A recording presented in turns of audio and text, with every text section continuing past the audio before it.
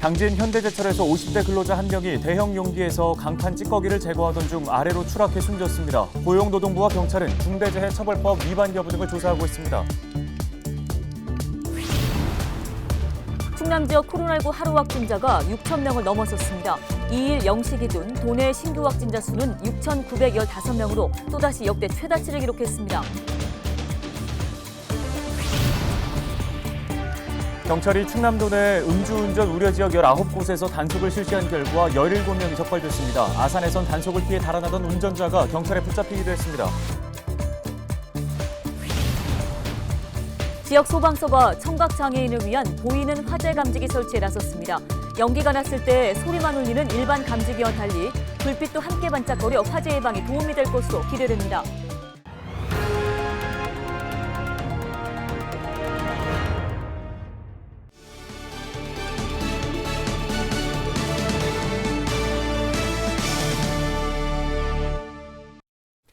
여러분 안녕하십니까? 헬로티비 뉴스입니다.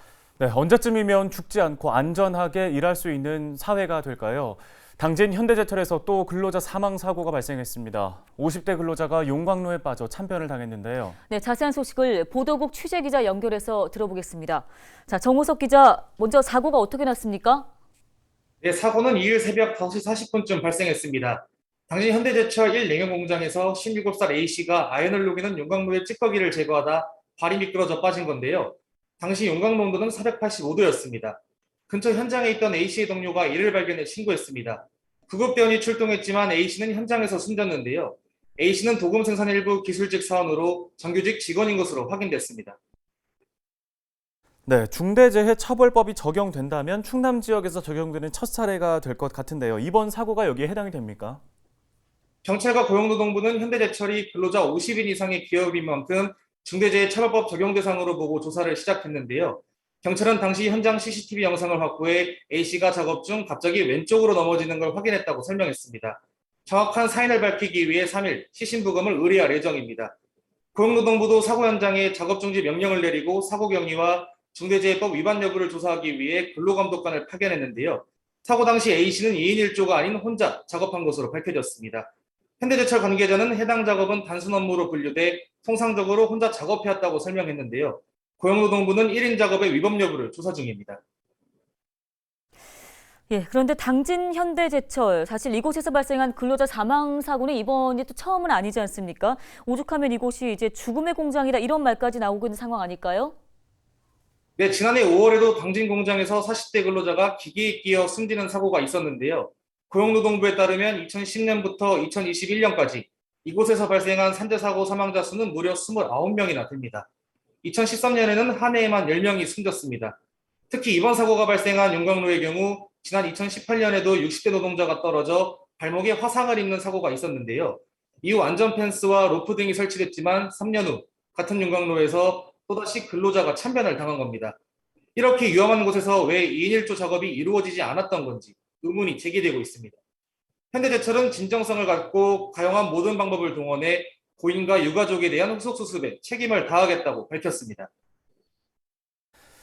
네, 알겠습니다. 사고 원인 등에 관련 소식은 취재가 되는 대로 저희도 계속 전해드리겠습니다. 지금까지 보도국 정호석 기자였습니다.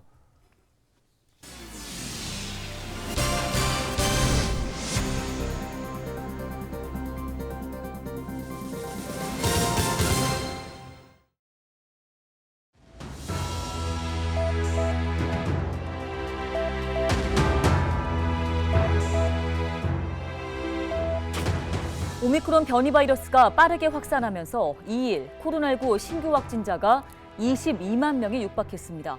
국내에서 이렇게 하루 확진자가 20만 명을 넘은 건 이번이 처음인데요. 자, 지난달 16일 9만 명대였던 것과 비교를 하면 2주 만에 2.4배로 늘어났습니다. 수도권에서 60% 가까이가 발생했고요. 비수도권에서는 부산, 경남, 대구 지역에서 많이 나왔습니다.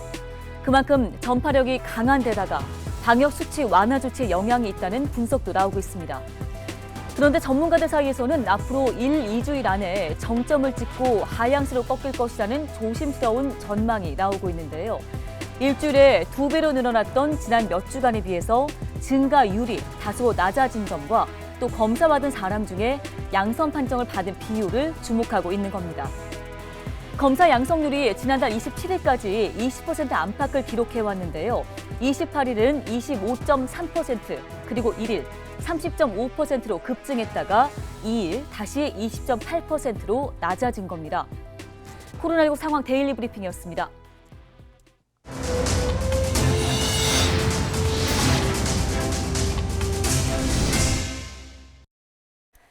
충남 지역 코로나19 하루 확진자가 6천 명을 넘어섰습니다. 2일 0시 기준 도내 신규 확진자 수는 6,915명으로 또다시 역대 최다치를 기록했는데요. 최근 일주일간 확진자는 38,276명으로 하루 평균 5,468명꼴로 발생했습니다. 누적 확진자는 11만 4,613명으로 집계됐고 오미크론 변이 바이러스가 확산한 지난달에만 8만 명이 넘는 확진자가 나왔습니다. 이 가운데 276명이 숨졌고 2만 4천여 명이 현재 재택치료를 받고 있습니다. 다음 소식입니다. 충남에서 음주운전자가 무더기로 적발됐습니다. 충남경찰청은 지난달 25일 음주운전 우려 지역 19곳에서 단속을 실시한 결과 모두 17명을 적발했는데요. 이 중 운전면허 취소 수치에 해당하는 혈중 알코올 농도 0.08% 이상이 7명입니다. 아산에서는 음주운전 단속을 피해 달아나던 운전자가 경찰에 붙잡히기로 했습니다. 경찰은 지난달 음주 교통사고가 157건으로 지난해보다 7.5% 증가했다며 단속을 계속 이어나가겠다고 밝혔습니다. 네, 불이 나기 전에 소리를 울리는 화재 감지기 아시죠? 요즘 대부분 가정에 하나씩은 설치가 돼 있는데요. 청각장애인들에게는 이 감지기가 소용이 없다는 사실입니다. 지역 소방서가 이들을 위해서 소리가 아닌 눈으로 보고 확인할 수 있는 화재 감지기를 설치하고 나섰다는 소식입니다. 한범호 기자가 전해드립니다. 소방관들이 주택 안으로 들어갑니다. 집안 곳곳이 시커멓게 그을렸습니다.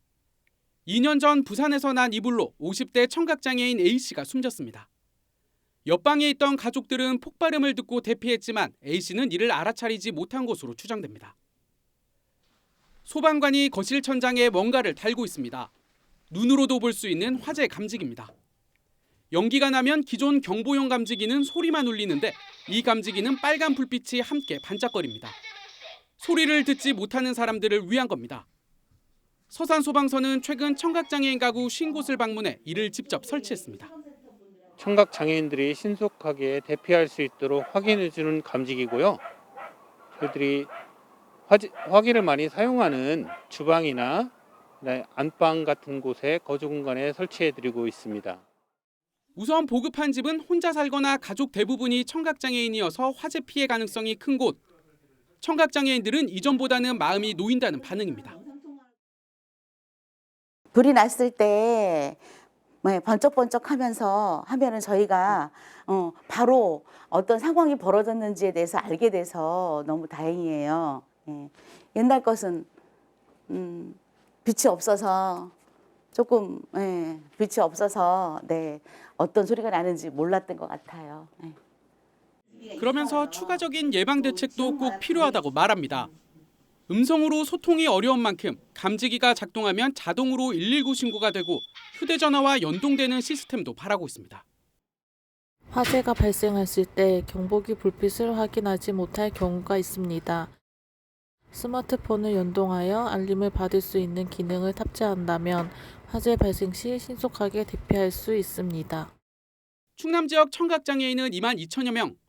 보이는 감지기를 비롯해 이들이 언제 어디서든 화재를 인지하고 신고할 수 있는 소방시설 확대가 시급해 보입니다. 헬로티비 뉴스 한보호입니다.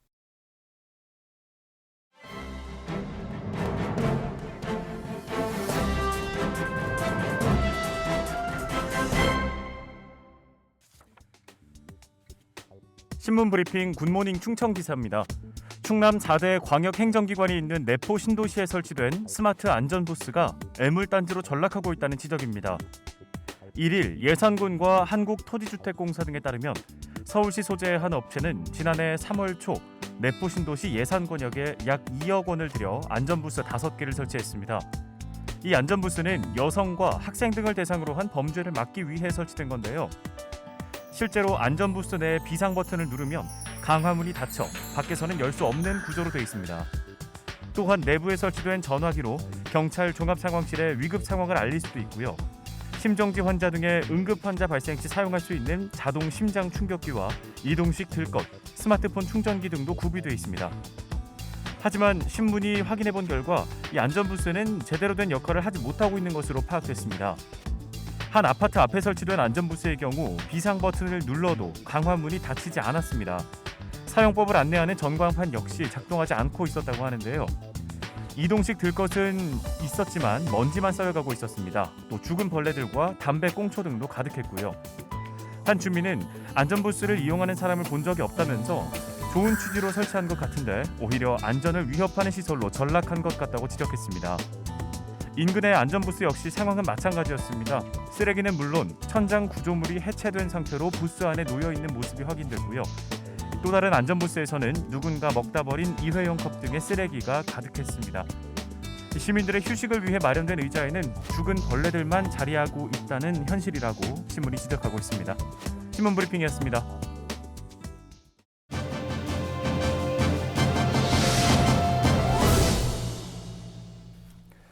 충남자원봉사센터가 지난해 시범사업으로 추진했던 탄소중립 자원봉사 숲 조성 사업을 본격적으로 추진합니다. 충남도민들이 걷기 운동을 통해 나무를 기부할 수 있다고 하는데요. 네, 충남자원봉사센터의 박성순 센터장 전화 연결해서 관련 이야기 나눠보겠습니다. 안녕하십니까? 네, 안녕하세요. 충청남도 자원봉사센터장 박성순입니다. 예, 먼저 탄소 중립 자원봉사 숲 조성, 이게 어떤 사업인지 소개 부탁드립니다. 네, 탄소중립 자원봉사 숲조성 사업은 단어에서도 알 수 있듯이 기후위기와 환경오염에 대응하고 탄소 배출 순제로로 만들기 위해서 자원봉사자들과 함께 숲을 만드는 활동입니다. 전국 최초로 도민 참여형으로 추진되는 이번 사업은 충남 도민들이 생활 속에서 걷기 운동을 통해서 숲 조성에 필요한 나무를 쉽게 기부하고 나무 심기 활동에 동참할 수 있는 것이 그 특징입니다. 나무를 심는 자원봉사 활동 참여를 통해서 탄소 흡수원의 중요성을 함께 인식하고 자긍심도 가질 수가 있습니다. 네, 그러면 나무를 기부하고 또 심는 활동이 구체적으로는 어떻게 진행이 되는 건가요? 먼저 숲 조성 사업에 필요한 나무 기부는 우리 충청남도 체육회에서 운영하는 걷주 걷기 운동 앱인데 걷주 앱을 활용하시면 됩니다. 나무 기부 챌린지 참여 방법은 걷주 어플을 설치하고 나서 자원봉사 숲 조성 챌린지에 참여 신청을 하시면 됩니다. 이번 달 3월 말일까지 목표 걸음수 20만 보 이상을 걸으시면 대상자가 될 수 있고요. 목표 걸음수를 달성하신 분들은 그분들의 이름으로 나무 기부자 명단으로 기록되고 관리되고 출력까지도 됩니다. 그래서 이렇게 모아진 나무는 우리 탄소 중립 자원봉사자의 숲 거기에 심어질 예정입니다. 이후에도 4월과 10월 두 차례에 걸쳐서 숲 조성을 위한 나무 심기 자원봉사 활동이 진행될 텐데요.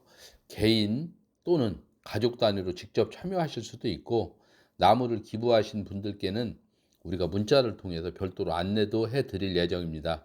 아울러 숲 조성 현황과 참여하신 분들의 명단은 우리 센터 홈페이지를 통해서 확인하실 수가 있습니다. 네, 알겠습니다. 오늘 관련 얘기는 여기까지 듣겠습니다. 충남자원복사센터 박성순 센터장이었습니다. 다음 소식입니다. 서산시가 지역 특산물인 감태 명품화에 나섭니다. 서산 감태는 가로림만 갯벌에서 자라는 해조류로 칼슘 등 각종 영양소가 풍부한 것으로 알려졌습니다. 최근 서산시가 한국어촌어항공단에 의뢰해 실시한 서식지 환경조사에서는 서산 감태의 자생지가 다른 지역보다 영양 효능이 더 좋은 것으로 나타났습니다. 서산시는 이번 분석 결과를 토대로 감태 명품화 추진에 속도를 낼 계획입니다. 오늘 저희 헬로티비 뉴스가 준비한 소식은 여기까지입니다. 네, 시청해주신 여러분 고맙습니다.